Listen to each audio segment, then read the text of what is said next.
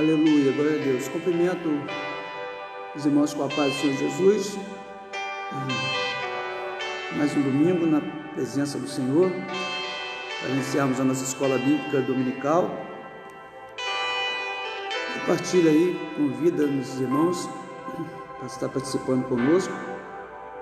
Nós estaremos hoje estudando a lição de número 8. É uma lição abençoada. Segue bem aí a linha das demais lições que foram estudadas até aqui, né? E nós vamos estar estudando nessa manhã.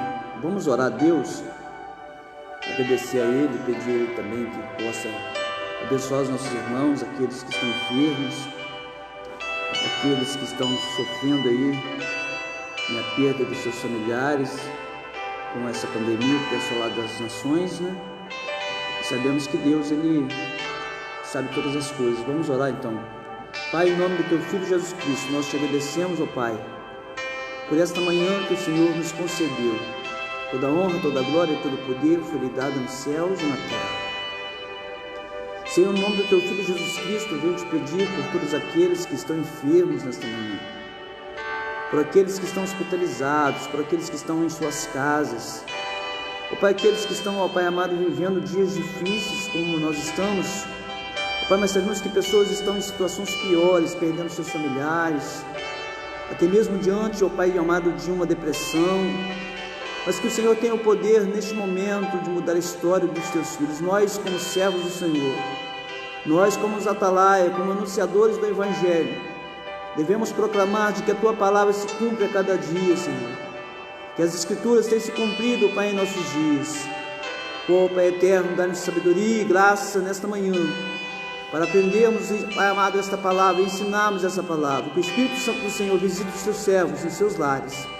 No nome de Jesus, ó Pai, entrego a Tua vida do Teu servo, Diácono Nélito. Guarda o Teu filho em Tuas mãos, a sua família. Ó Pai eterno, supre todas as necessidades. Em Tua mão entrego os Teus cuidados santos, hoje e para todos sempre. Amém. Amém. Vamos aqui agora continuar na nossa escola bíblica dominical.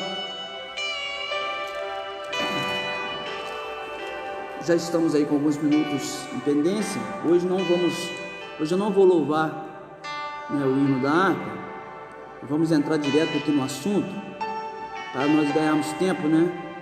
A lição bastante especial, a gente não pode, né? E nas próximas aulas nós estaremos aí começando 9 horas certinho, para nós estarmos aí fazendo nosso hino da harpa cristã. A lição de número 8, 24 de maio de 2020, que tem por título edificado sobre o fundamento dos apóstolos e dos profetas. Texto áureo: edificado sobre o fundamento dos apóstolos e dos profetas, de que Jesus Cristo é a principal pedra de esquina. Efésios capítulo 2, versículo 20. A verdade prática fala: Jesus Cristo é a pedra basilar da igreja, que está edificada por meio dos ensinamentos dos apóstolos e do testemunho dos profetas. Amém? Já estamos aí com alguns irmãos, Marcelo Ferreira, Mantati, que Deus possa abençoar nossos irmãos. A leitura bíblica em classe está registrada no livro de Efésios, na carta de Efésios, capítulo 2, verso 20 ao 22, e também no livro de Mateus, Evangelho de Mateus, capítulo 7, versículo 24 ao 27. Efésios capítulo 2: edificado sobre o fundamento dos apóstolos e dos profetas, de que Jesus Cristo é a principal pedra de esquina, na qual todo edifício bem ajustado cresce para o templo santo do Senhor, no qual também vós juntamente sois edificados para a morada de Deus no Espírito. Todo aquele, pois, que escuta estas minhas palavras e as pratica, assemelhá-lo-ei ao homem prudente que edificou a sua casa sobre a rocha. E desceu a chuva, e correram os rios, e assopraram os ventos, e combateram aquela casa, e não caiu, porque estava edificada sobre a rocha. E aquele que ouve essas minhas palavras, e as não cumpre, compará-lo-ei ao homem insensato, que edificou a sua casa sobre a areia. E desceu a chuva, e correram os rios, e assopraram os ventos, e combateram aquela casa, e caiu, e foi grande a sua queda. Palavra do Senhor Jesus Cristo. O objetivo da nossa lição hoje é ensinar que Cristo é a base da igreja. Estamos alicerçados na doutrina dos apóstolos e no testemunho dos profetas. Temos aqui os nossos pontos a ser explicados, no ponto 1, ponto 2 e no ponto 3. Você com a sua revista aí na sua casa, nos acompanhe. Se quiser mandar pergunta, pode mandar aí nos comentários.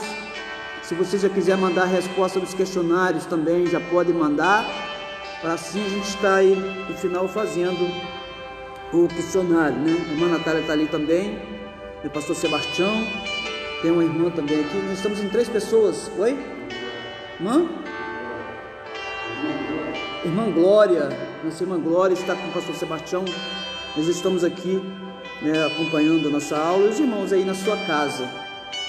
Muitos irmãos estão talvez dormindo, mas Deus sabe todas as coisas, Nós estamos aqui fazendo a obra porque o Senhor nos chamou para esse compromisso, Na nossa leitura bíblica em classe, nós tiramos aqui um exemplo maravilhoso, de Jesus Cristo, ensinando sobre a questão de 2 casas que foram feitas, Uma sobre a rocha e uma sobre a areia, O mais importante nessa palavra aqui é de que uma não caiu e a outra caiu, e Jesus disse que foi grande a sua queda. Então, quem está edificado na rocha não significa que quem está firmado na rocha não vai sofrer danos ou dificuldades, mas ele vai manter em pé, ele vai permanecer em pé. Correram os rios, os ventos assopraram, combateram aquela casa, mas ela não caiu. O texto não está dizendo que ela não sofreu danos, o texto está dizendo que ela não caiu, a estrutura dela manteve-se de pé, e é isso que Jesus quer que nós estejamos de pé, mesmo que estejamos achando difícil, mesmo que as coisas não estejam bem, do jeito que queríamos, mas o segredo é mantermos em pé. A introdução da nossa lição, ela está dizendo o seguinte: por meio da reconciliação efetiva na cruz, Cristo formou a igreja. O apóstolo Paulo compara como um edifício em construção. A pedra angular dessa edificação é Cristo, e o fundamento é a doutrina dos apóstolos e testemunho dos profetas. Assim, há um propósito divino de que sejamos o templo santo do Senhor, morada do Altíssimo. Nesta lição estudaremos cada um desses aspectos. Então nós estamos vendo aqui que na nossa introdução já nos mostra que o apóstolo Paulo, aqui na nossa leitura bíblica em classe, mostra Jesus trazendo um exemplo sobre casas, sobre uma casa edificada. E aqui na nossa introdução já traz outros exemplos, do apóstolo Paulo, É claro que o apóstolo Paulo não teve essa ideia da sua cabeça, Essa ideia do apóstolo Paulo foi inspirada pelo Espírito Santo do Senhor e pelos ensinamentos, que ele talvez não andou com Jesus, mas ele presenciava, ou ele, através da vida de alguns servos do Senhor, ele soube, de muitas parábolas, de muitas histórias que Jesus contava, inclusive essa aqui, da casa, embora talvez não tivesse todos os acessos ao Novo Testamento naquela época, pois estava sendo escrito, de acordo com os acontecimentos, estava sendo escrito esses testamentos, mas o Espírito Santo do Senhor, ele falou profundamente ao coração do apóstolo Paulo, sobre a questão de um edifício. Ele foi um pouquinho mais longe, ele evoluiu um pouquinho mais. É claro que foi Deus que trouxe essa clareza para ele, foi Jesus que trouxe essa clareza para o apóstolo Paulo. Ele já trouxe a comparação de um edifício, ou seja, uma casa maior, E para que essa casa se torne um edifício, ela precisaria o quê? De uma pedra angular, de uma pedra de esquina, e é isso que nós vamos estar estudando nesta manhã. Que pedra é essa? Que necessidade dessa pedra? Quem é essa pedra? É isso que nós vamos estar aí colocando em prática nesta manhã, nesta lição. Primeiro ponto, um edifício espiritual. O santuário judeu O templo em Jerusalém era um símbolo de exclusivismo de Israel como povo de Deus. A proibição dos estrangeiros acessarem o templo era um motivo de inimizade entre judeus e gentios. Ao reconciliar ambos os povos, Cristo aboliu as leis cerimoniais, desfez a inimizade entre eles e formou uma nova humanidade, a igreja. Assunto que nós estudamos na lição passada. Quem está aí frequentando, quem está aí estudando a lição, mesmo que na sua casa, você vai ver que na semana passada nós estudamos sobre essa questão dos dois povos que se fizeram um. Gentios, que somos nós, não judeus, e os próprios judeus, aqueles que aceitaram, aqueles que abraçaram essa nova crença, abraçaram esse novo princípio que é Jesus Cristo, essa nova, como podemos dizer, essa nova doutrina, eles abraçaram, se tornaram igreja, de um povo separado, ambos separados, gentios e judeus, eles se tornaram uma só pessoa. E a questão da lei, da cerimônia, que nós estudamos 3 leis na lição passada: a lei cerimonial, a lei civil e a lei moral. São essas 3 leis que nós estudamos na lição passada, e todas essas leis, elas foram, como posso dizer, não faziam mais separação do judeu para o gentil, para as demais nações. E aqui a cerimonial foi citado na aula passada, por exemplo, a circuncisão. O apóstolo Paulo disse que a circuncisão deveria ser do coração, não ser mais a circuncisão feita do prepúcio, do órgão masculino. Deus abençoe a irmã Maria Cavalcante, a paz do Senhor Jesus. Deus abençoe a casa da irmã e toda a sua família. Fiquem conosco, compartilha, convida irmãos para estarem conosco nesta manhã.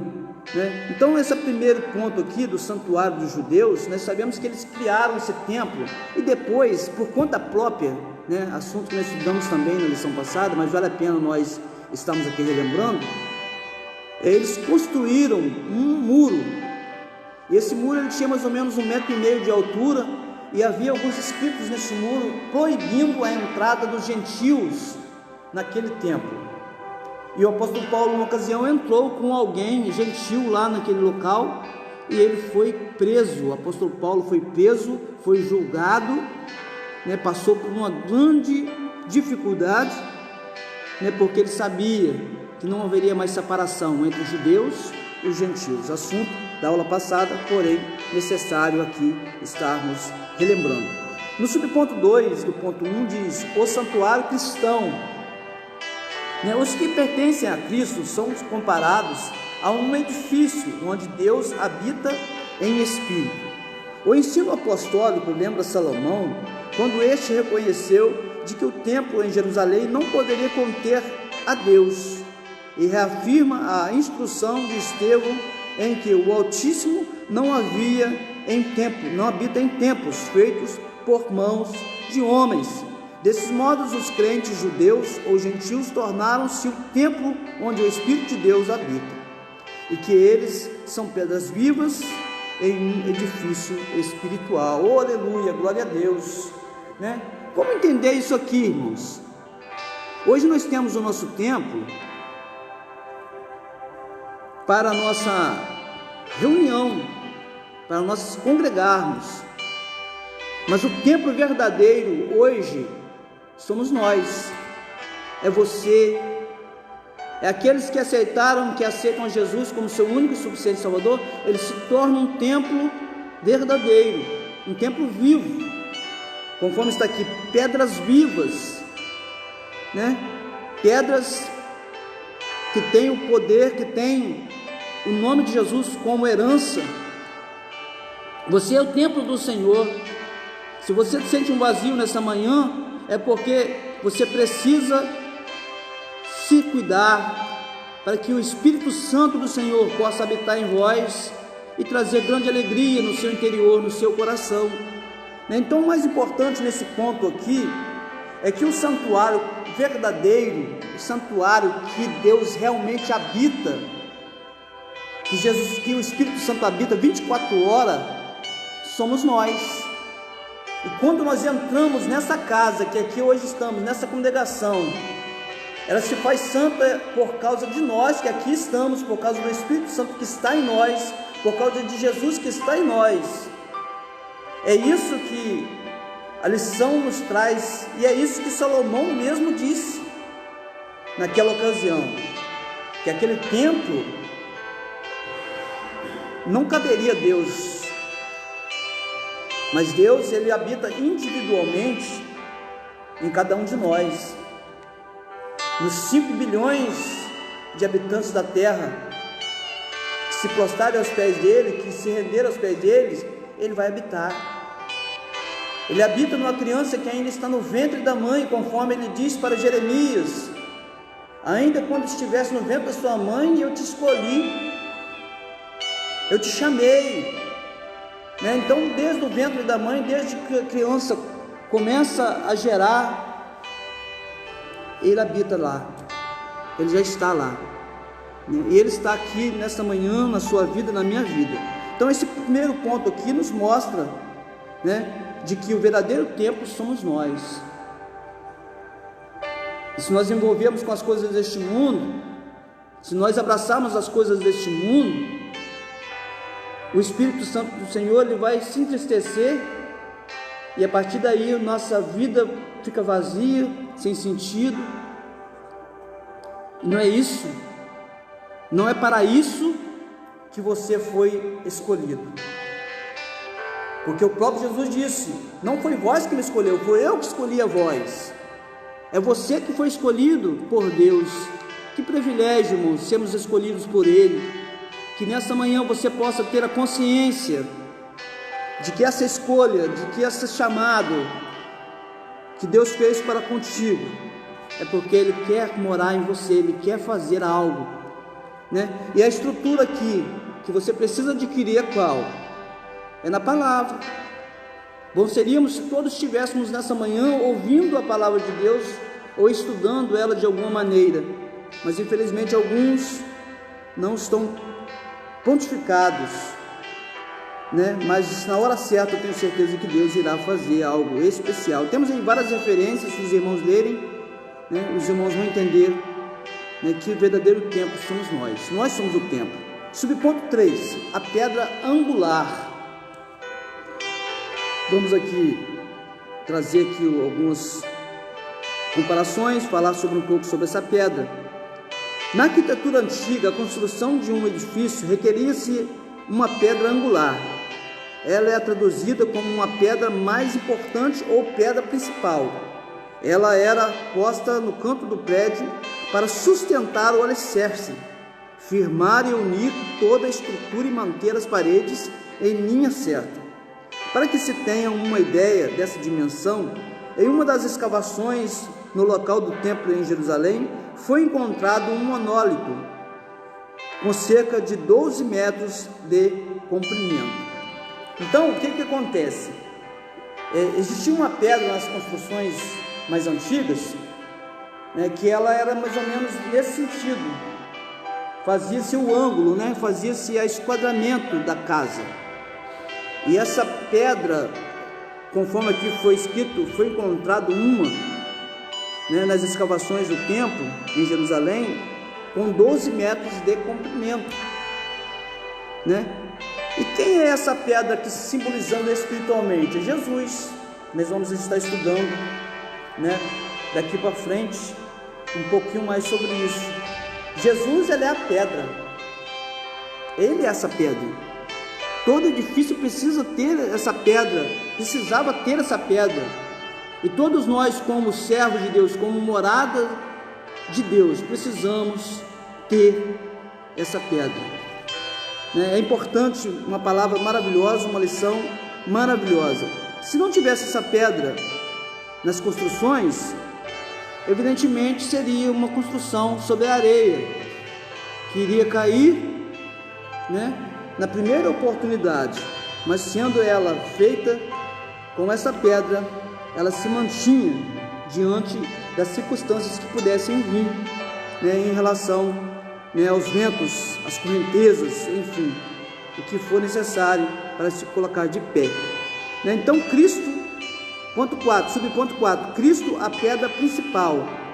A identificação de Cristo como uma pedra angular remonta à profecia messiânica em que a pedra rejeitada tornou-se cabeça de esquina, que está registrado lá no Salmo 118, versículo 22. Ele mesmo afirmou ser o cabeça da esquina, a cabeça da esquina, assim como também o apóstolo testificou ser Cristo, a pedra principal. Portanto, a pedra angular neste novo santuário é o próprio Cristo. No Sermão do Monte aprendemos que o homem prudente edifica sua casa sobre a rocha que é Cristo Jesus. Então, nós vemos que Jesus Cristo é a principal pedra. Nós também somos considerados pedra, irmãos, né? Mas Jesus Cristo é a principal pedra. Que Deus abençoe a minha família, irmã Ruth, meus filhos. Deus abençoe cada um dos irmãos que está aí nos assistindo, né? Manda aí a paz do Senhor, fala algo conosco, nós estamos aí identificando melhor os nossos irmãos. Então, Jesus Cristo aqui, ele é principal. Aí alguém me pergunta, tem como você edificar uma vida espiritual sem Jesus? Não, não é impossível. É impossível. É impossível você ter um fundamento sem Jesus. Ter igrejas ou ser cristão sem Jesus. Por isso que existem muitas seitas, muitas religiões falsas. Por quê? Porque elas não pregam Jesus, elas não falam de Jesus. Eu posso criticar ela dentro da palavra? Sim, porque a religião ela tem que falar de Jesus, né? Muitas pessoas criticam o catolicismo, muitas pessoas criticam outras religiões, mas eles falam de Jesus. Mas existem religiões que não falam de Jesus, que não conhecem Jesus, né? Essa sim eu posso dizer que precisa mudar, né? Porque Jesus ele é o principal, não existe vida cristã sem Jesus. Inclusive o próprio carta aos Efésios, que o apóstolo Paulo escreve, ele fala assim: tudo em Jesus. Tatiana Ferreira, Pai do Senhor. Então tudo é em Jesus. Não existe edifício, não existe templo do Senhor, não existe cristão se Jesus não for a sua principal meta. Tem que ter esse pensamento, irmãos. E como é isso? Como funciona isso?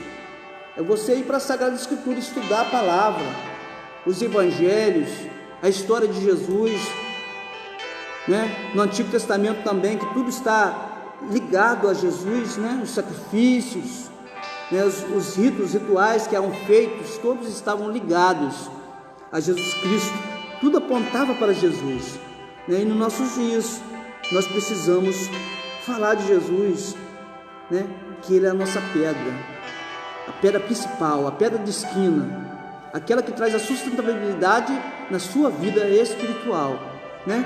Então, esse ponto, subponto 4 do ponto 1, né, está falando sobre essa pedra principal. Se não tiver ela, o edifício cai.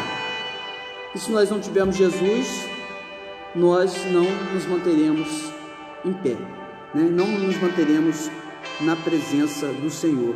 Ponto 2, o fundamento, apóstolos e profetas. No conceito de apóstolo, o termo grego apóstolo é usado para o enviado ou mensageiro. O apóstolo é centrado na natureza da missão de Cristo, que foi enviado para ser o Salvador do mundo. Nos evangelhos de Mateus, Marcos e Lucas, usam o termo quando se referem aos 12 escolhidos por Jesus. Eles foram testemunhas oculares do ministério, morte e ressurreição do nosso Senhor. Assim, Paulo também foi chamado pelo próprio Senhor para ser apóstolo. Aos apóstolos foi confiado o ministério da palavra, com o compromisso de instruírem a igreja. Nesse aspecto, os apóstolos são aqueles que foram comissionados por Cristo para a igreja primitiva e a mensagem de Cristo, o fundamento. Então, o que nós podemos tirar nesse conceito de apóstolo aqui? né? Aqui na lição está falando que os apóstolos foram os 12 que andaram com Jesus, né? Eles são conhecidos como os apóstolos daquela época, né? Os discípulos de Jesus que andavam com Jesus, depois eles se tornaram apóstolos, né? Os 12 apóstolos, né? Sendo Judas traiu, né? Antes de se tornar, né? Antes de dar continuidade, ele traiu Jesus, né? Entrou Matias no seu lugar como o substituto. Mas nos nossos dias, irmãos, isso se tornou uma coisa assim complicada, porque se tornou uma hierarquia, né? Não se sabe qual é o padrão certo, né? É uma coisa a dizer, é verdadeiro, é verdade que os pastores hoje em dia eles estão abaixo de algumas pessoas, né? Infelizmente é assim que tem funcionado. Tem algumas denominações que o bispo ele é superior ao pastor, ou tem denominação que o apóstolo ele é superior aos pastores. Então se for hierarquias humanas, né, foram criadas, né? Que o apóstolo Paulo ele mencionou que existia ou haveria apóstolos, né, profetas, pastores, doutores, né, pessoas que estão aí no nosso meio. Mas tratando de hierarquia humana, né, foi criada uma hierarquia. Ninguém é melhor do que ninguém. Todos nós somos usados por Deus dentro do nosso ministério. É claro que existe o respeito, sim, tem que haver esse respeito. Mas pode dizer que existe apóstolo hoje, nos nossos dias, né? Nós sabemos que existe vários apóstolos, consagrados apóstolos aí nos nossos dias. Poderia dizer que existe? Poderia.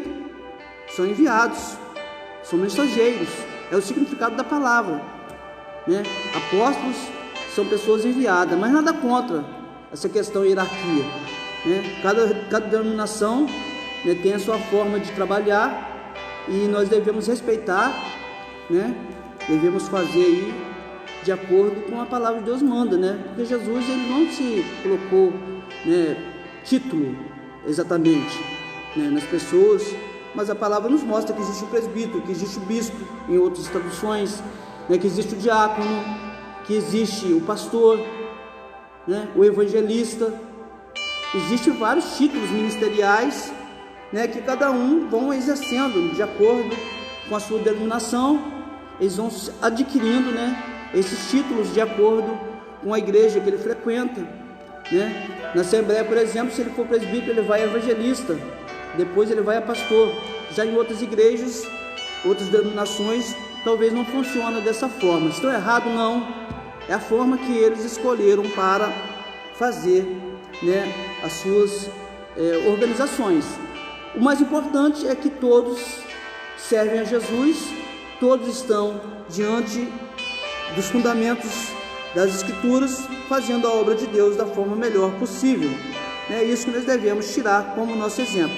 Então, nos nossos dias, nós fomos enviados, nós somos mensageiros, né, de Cristo.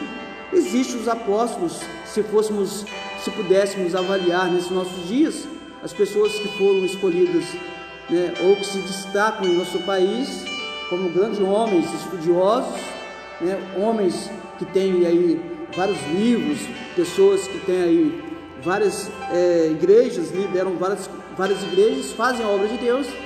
Eles são grandes homens de Deus, com grande valor. Poderíamos dizer que são apóstolos modernos dos nossos dias, que estão continuando fazendo a obra de Deus. E nós somos os discípulos, somos as pessoas também que estamos fazendo a obra de Deus da maneira melhor possível. Então, esse é um assunto com bastante referências bíblicas.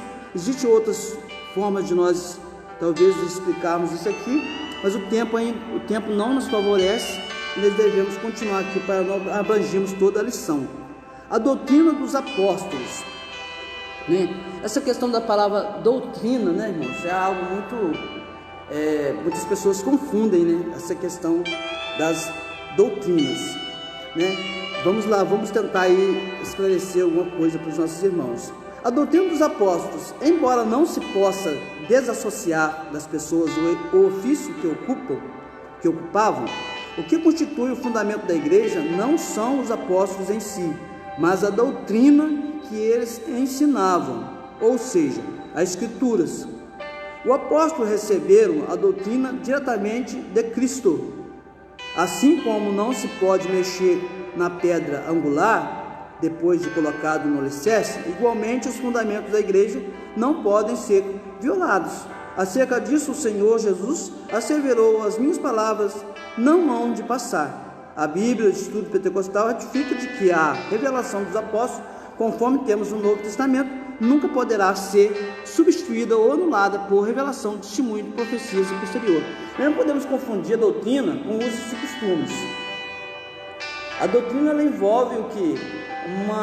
Um pecado, por exemplo, de adultério, um pecado de fornicação, um pecado que associa ao corpo, que é templo do Espírito Santo, a mentira.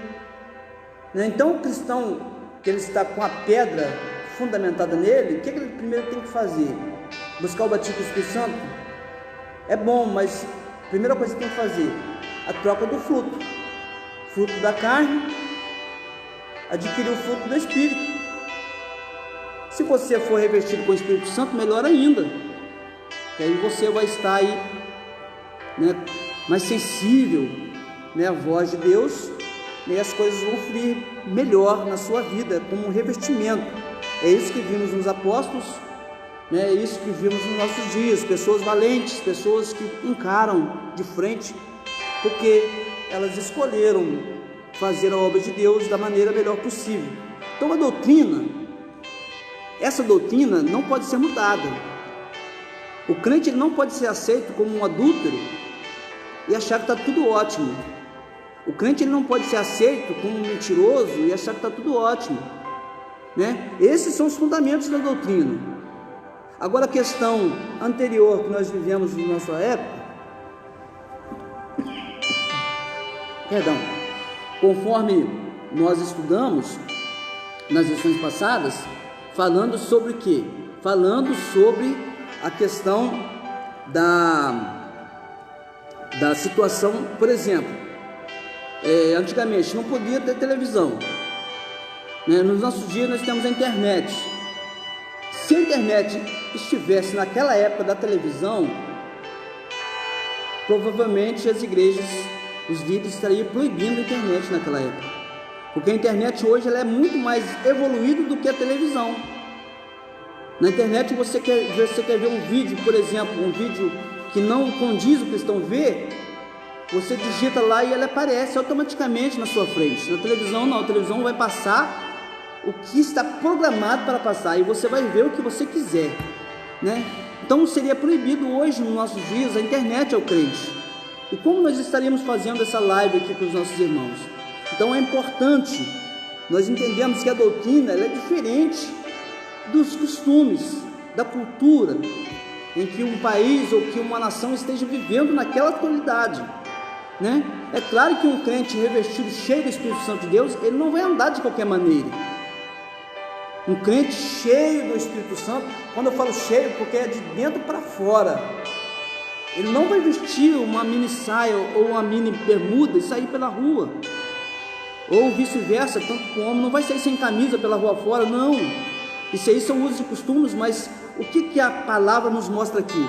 Que quem está alicerçado em Cristo Jesus, ele vai manter a doutrina dos apóstolos, ele vai evitar a prostituição, ele vai evitar a mentira, ele vai evitar a idolatria, ele vai evitar tudo que está contrário à sã doutrina, Conforme está escrito em Tito, capítulo 2, verso 1, fala o que convém à sã doutrina, Ponto importante para nós meditarmos. Subponto 3, o ponto 2, o testemunho dos profetas. A palavra grega profetes, significa proclamador e intérprete da revelação divina.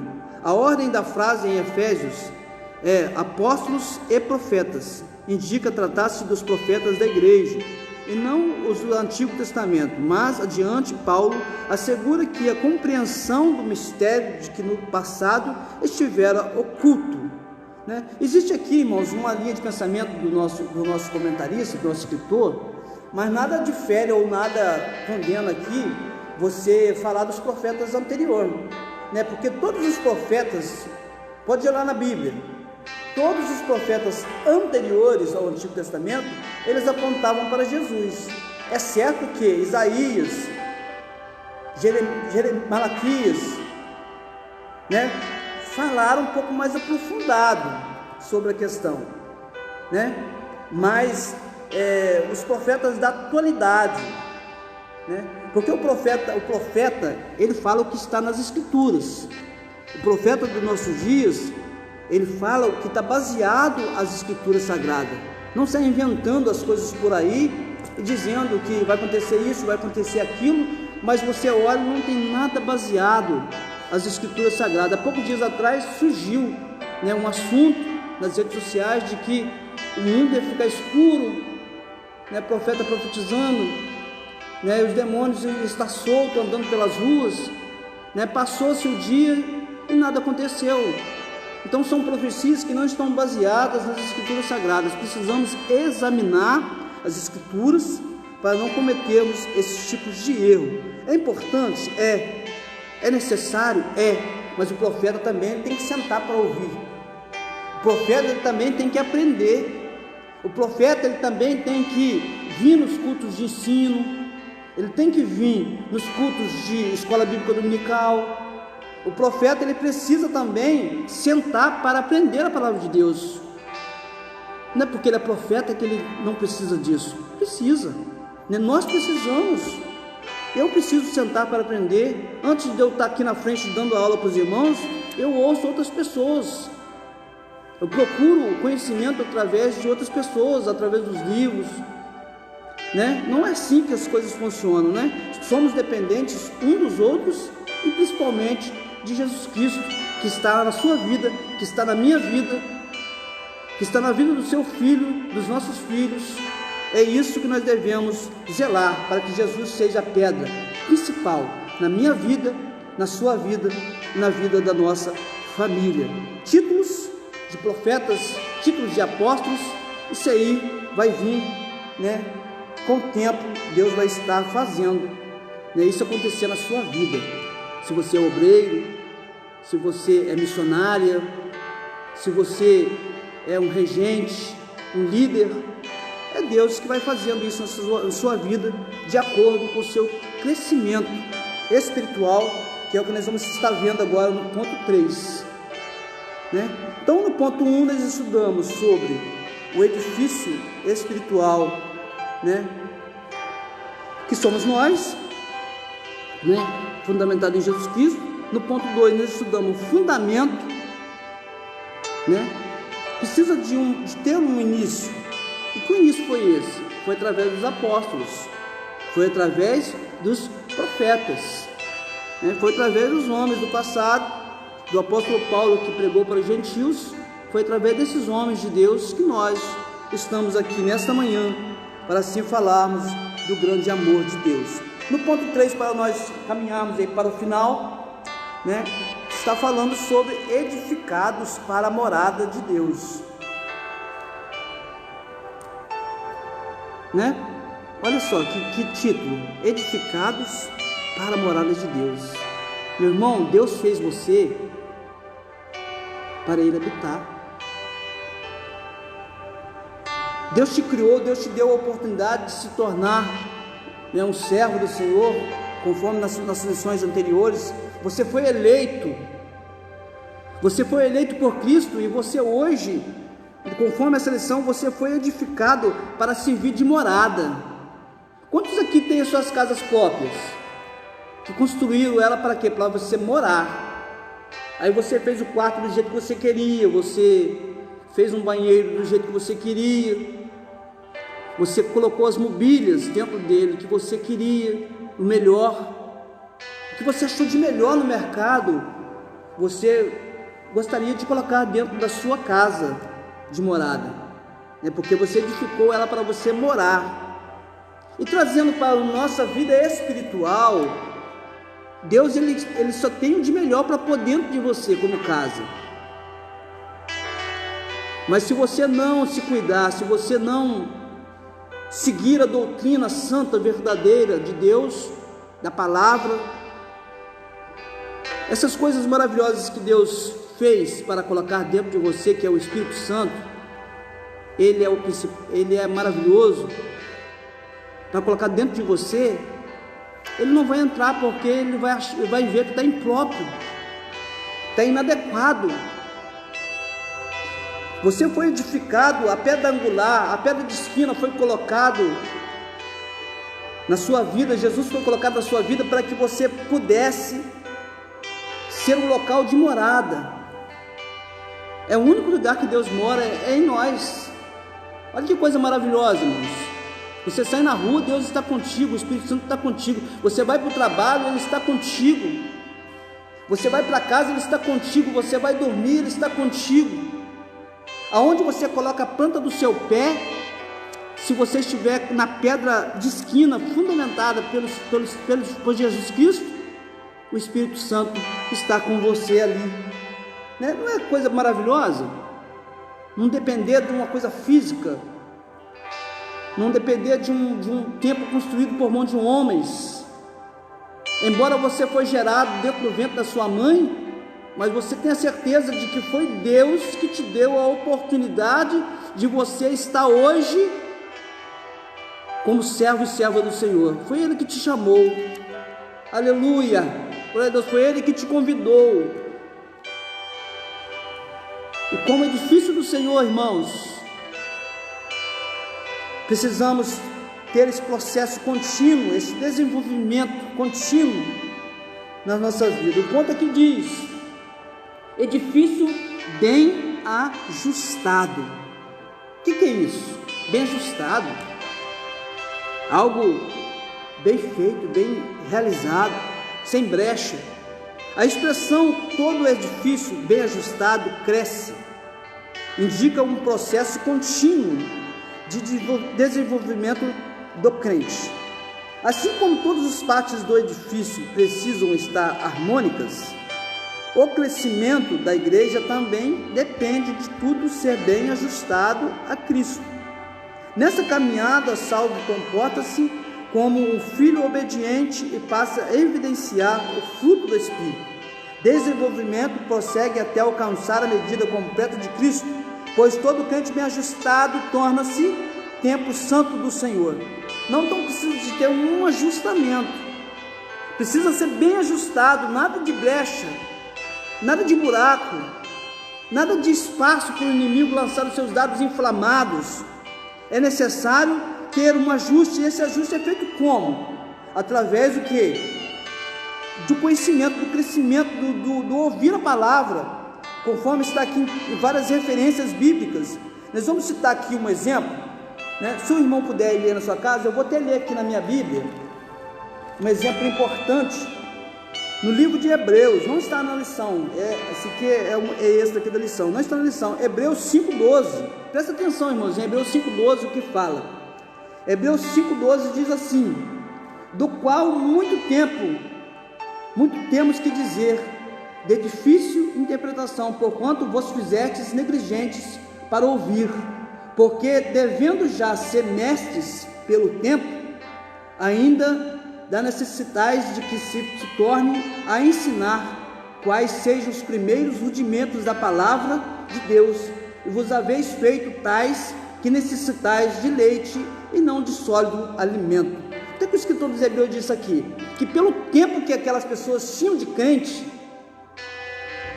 pelo tempo que eles tinham de cristão, eles tinham que ser mestres, eles tinham que saber, né, o que eles estavam fazendo. Muitas das vezes, irmãos, as pessoas crescem dentro da igreja, se tornam adultos, mas não buscam o conhecimento, o crescimento espiritual. Aí que o escritor diz que eles poderiam estar se alimentando com uma comida sólida, ou seja, uma palavra mais dura, precisava ficar dando leite. E tem muito crente assim, que você precisa ficar sempre dando leitinho para eles, porque eles não estão preparados para ouvir uma correção, para ouvir uma palavra dura, uma palavra direcionada, né, do céu, Então aqui o apóstolo, o escritor dos Hebreus, ele declara de que muitos poderiam ser mestres, muitos poderiam estar diante, de uma responsabilidade e não estão. Por quê? Porque não buscaram o crescimento. E a igreja só vai crescer, irmãos, para fecharmos aqui esse ponto, a igreja ela só vai continuar crescendo se houver essa dedicação, esse ajuste, não entretenimento. Tem muitas igrejas que estão fazendo entretenimento. Não é entretenimento que vai fazer o crescimento, porque uma vez fazer o entretenimento, sempre vai ter que fazer o entretenimento. Não que não seja necessário, mas a palavra ela é primordial para as nossas vidas. No ponto 2, no subponto 2, do ponto 3, chegando à finalização, o templo santo do Senhor. A palavra aqui usada para templo é o vocábulo naon, que designa o recinto interior do lugar santíssimo, ou seja, o lugar do encontro do sumo sacerdote com Deus. Todavia, a analogia paulina não se refere a uma estrutura material, mas sim os crentes que se tornou templo santo, separados do pecado que pertence a Cristo, passa a viver em santidade. Então, para quem é estudante da palavra de Deus, lá no estudo que nós já fizemos aqui na nossa escola bíblica dominical anteriores, fala que no tabernáculo ou no templo existia 3 repartições: o pátio, o santíssimo e o santo dos santos. Existia 3 repartições, onde as pessoas poderiam ir. No pátio, as pessoas ficavam ali no pátio. Na parte de dentro ficavam os sacerdotes, os levitas, e só ia mesmo no Santo dos Santos os sumos sacerdotes, Arão, no caso, na época. E essas 3 partes, tudo muitas das vezes, irmãos, nós entendemos, é dividido em 3 partes. Por exemplo, nós somos corpo, alma e espírito.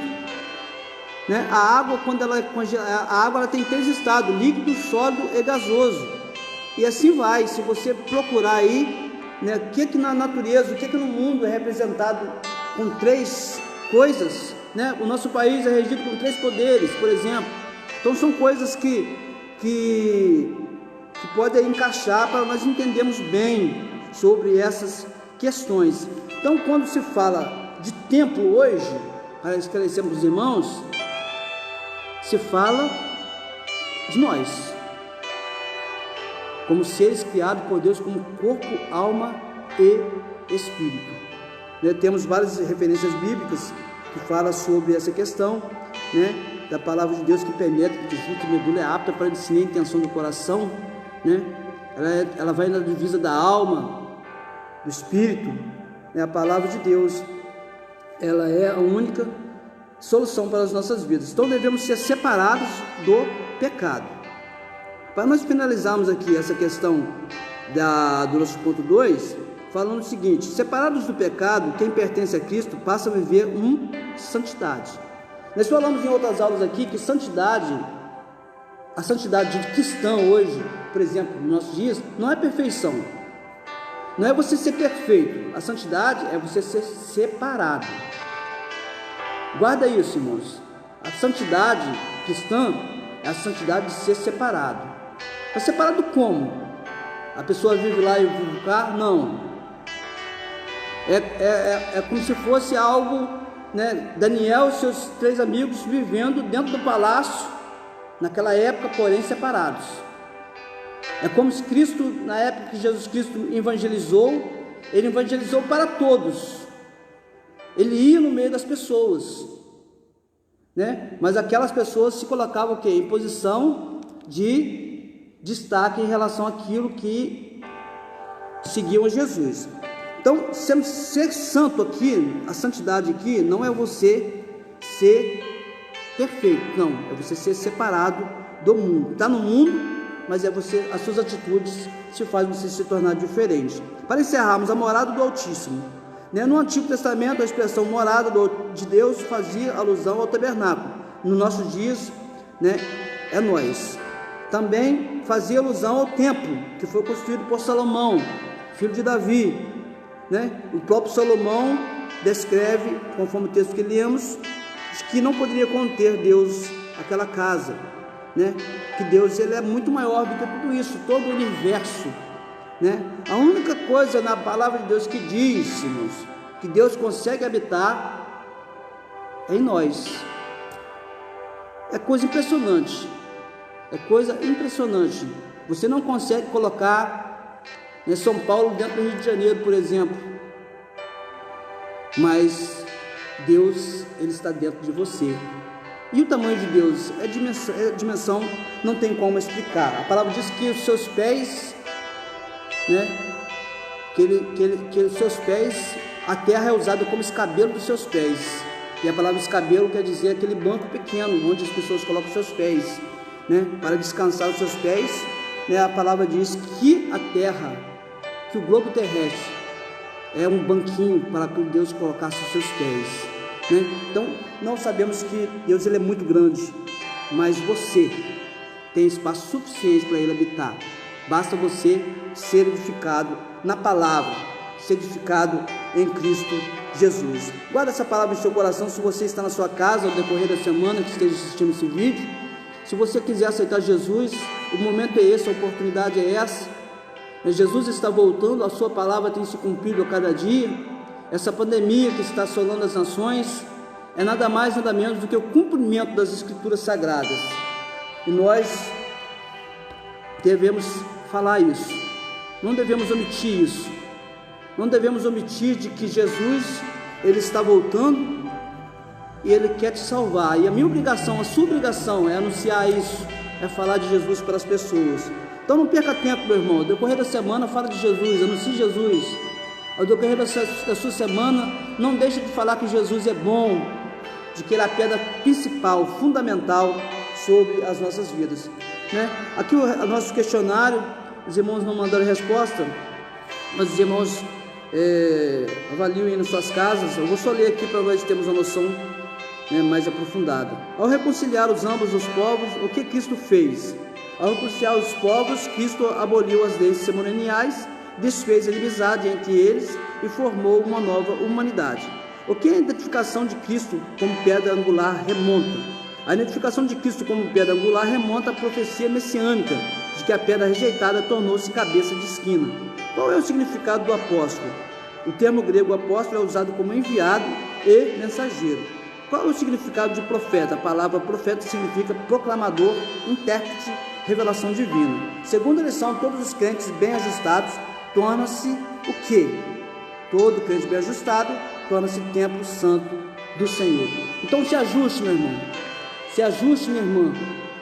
Entra nos processos de Deus para que o templo do Senhor, para que seja templo do Senhor Jesus. A paz do Senhor a todos, que Deus abençoe cada um dos irmãos.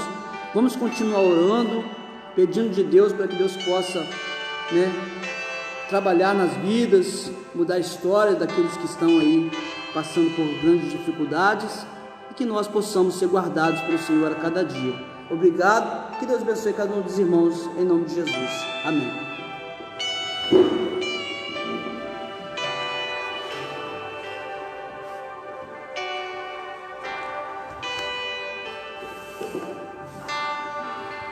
Meus irmãos, graças a Deus, a paz do Senhor para todos. Nós estamos aí chegando ao final de nossa escola de administração, desta lição importante, né? Aprender a palavra de Deus nunca é demais, é bom demais, né? Aprendemos, estudar, né? Examinar a palavra do Senhor. Existem muitas pessoas por aí errando por não ter conhecimento da palavra de Deus. Existem muitas pessoas por aí que eles estão assim confundidos com as coisas porque não entendem a palavra de Deus, não procura examinar a palavra do Senhor. Então, o estudo bíblico para nossas vidas é muito importante, né? para nós adquirirmos conhecimento da palavra do Senhor.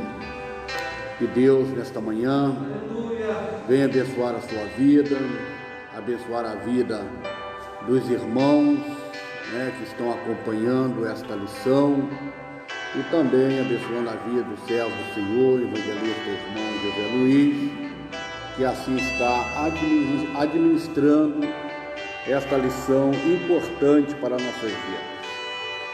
Hoje, graças a Deus, nós estamos aí estudando a palavra do Senhor e procuramos entender e compreender a palavra do Senhor. Isso é muito importante para nossas vidas, Estamos aqui gravando esta escola dominical pelo Facebook da igreja, E nós estamos aí enfrentando um dia difícil, dias trabalhosos, como diz a Bíblia, Dias de dificuldade. Isto não é normal para os crentes em Cristo Jesus.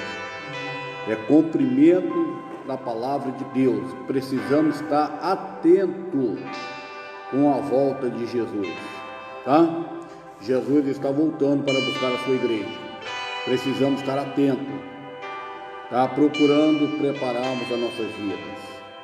Vamos orar ao Senhor em prol da nação brasileira, em prol deste mundo. Vamos orar ao Senhor em prol dos nossos governantes, da nossa igreja. Vamos orar ao Senhor para que Deus venha abençoar, venha dar vitória a todos nós, A responsabilidade da oração está a cargo de cada crente. Cada crente deve dobrar o seu joelho e orar ao Senhor. Todos os crentes têm que ter um altar na sua casa de oração. Orar e buscar a presença do Senhor. Tem muitas pessoas se preocupando por aí com campanha de oração. Campanha daqui, campanha dali.